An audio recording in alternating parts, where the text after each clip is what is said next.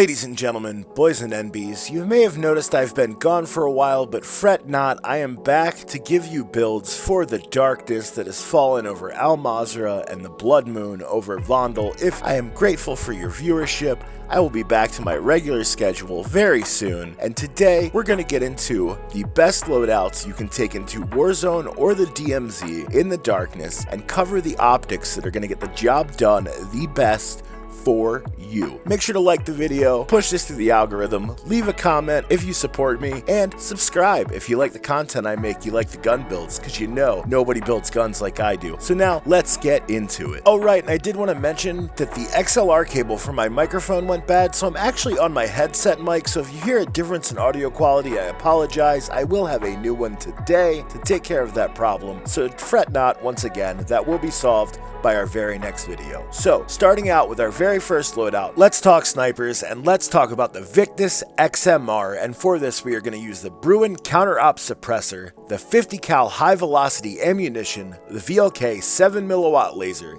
the SC Heat Source 800, the blue one if you have it from the bundle, and finish off with the FTAC Homeland stock for a gun with almost zero sway. You can get quick shots, your bullet drop is almost exactly the same as that of a long barrel, you aim in faster, you can get your shots up. It's just incredible built this way, I promise. And I personally am going to pair this one with one of the very few guns I actually do use the Harbinger D20 on and the FTAC Ripper 56, and that is the cast off 545, so I can also follow up those sniper shots with my AR, but also use it in close quarters for all of its other necessities. That cast off 545 build again is the Harbinger D20, the FTAC Ripper 56, the high velocity ammunition in the 45 round magazine, and then since we are in the dark, I am using the SZ Holotherm optic for an absolute banger that is being incredibly slept on. This thing was buffed in the last patch at mid-season, and it is absolutely wonderful. Actually, I think it's been buffed twice in a row now, and no one is using it. You will fry everyone. You can go up to the casket mag of the 60 and just shred everyone like it's an LMG, but the 45 is more than enough to get the job done, and this is easily a top 5 rifle right now,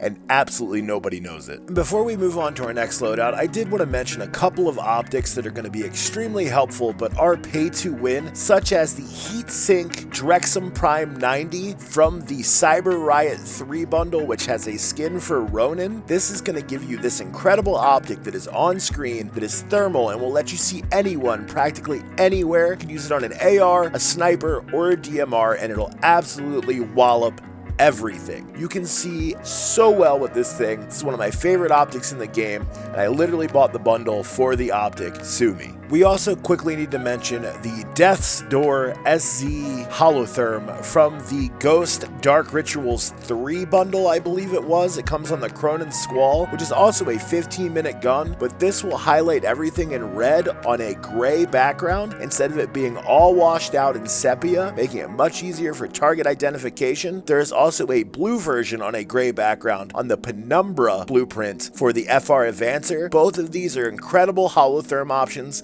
If you own one, use that instead of the normal one because they are incredible as well. And lastly, with a nighttime mode, I would be deranged to not mention the Steel Crucible blueprint, which comes in the Heated Madness 2, I believe it's called. It's one of the Damascus blueprint bundles that you can get from the store, and it gives you a blue Heat Source 800 for your snipers. This is your absolute best option. However, I do prefer the Drexum that I showed you earlier. If you own either of those two or any of these, they are absolute phenomenal options, and they will give you a huge leg up. Now getting into our second loadout setup, and one that is going to be the best for doing all of the bosses within DMZ in particular, or in Warzone if you're trying to do the bosses and win the round. I would go with the TR-76 Geist using the Freight 40 integrated suppressed barrel, the FTAC Ripper 56, the high velocity ammunition in the 45 round magazine, and I throw the Schlager Night View on there because this is an incredible optic and there's almost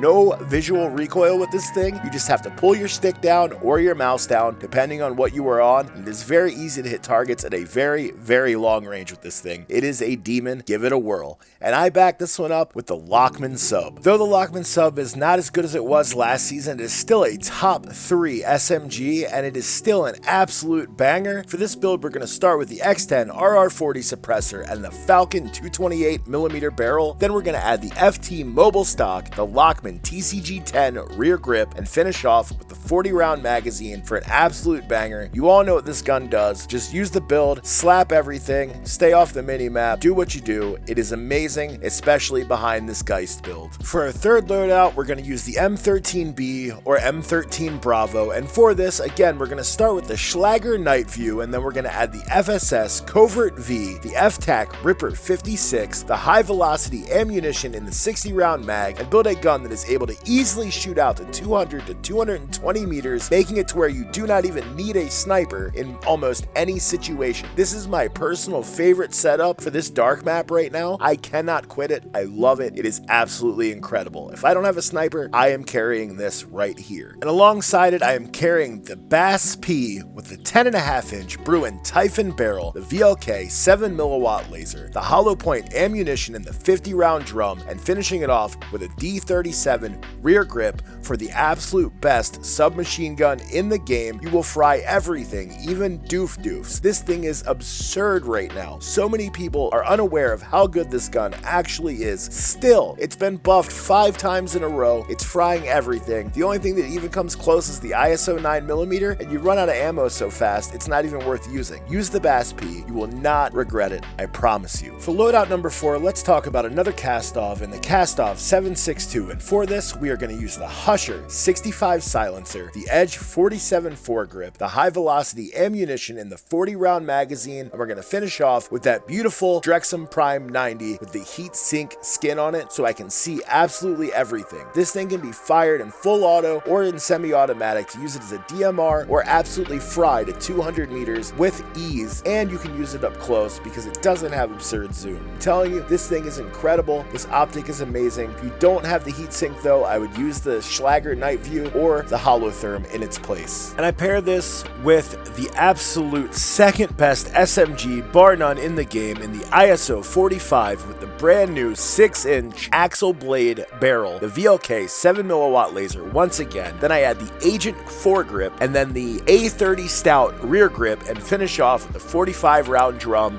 for an absolute banger from the hip or aimed in to shoot out to about 30 meters to cover any engagements that you're not going to be able to handle with that Drexum on. This is an absolute amazing setup. It will fry everything. I've been running this one solo when I'm not running that M13 setup. It is absolutely incredible. And I did just want to stop for a second very quickly and say if you're still here, clearly you like my content, so please make sure to hit that like button because you have no idea what that does for us here at the channel, and subscribe because I would hate for you to not be able to find your way back. We will be going live 6 days a week as we used to all of the time, starting very soon once again with a minimum of 4 hours a day, every day but Sunday, so stay tuned for that. Now let's get into our final loadout, starting with Old Faithful, that's right, the M4, the gun that gives you double souls apparently, but it's not working right now, but I did want to include it because this is a good gun and hopefully they fix it so it does work. And for this build, we're once again going to start with the FSS Covert V suppressor, then we're going to add the Edge 47 foregrip, the 60-round magazine, the Sakin ZX rear grip, and the SZ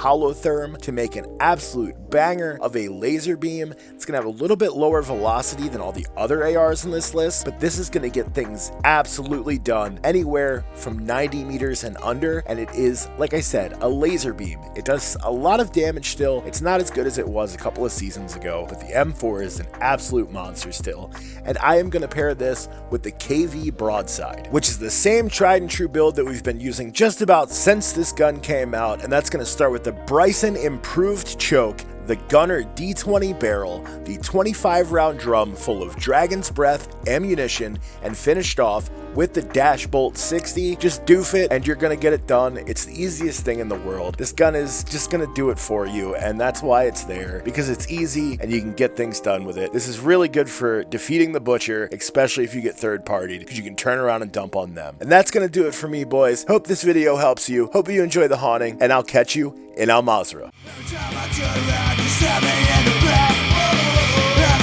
That you made, you broke it. Tell me, it's also you.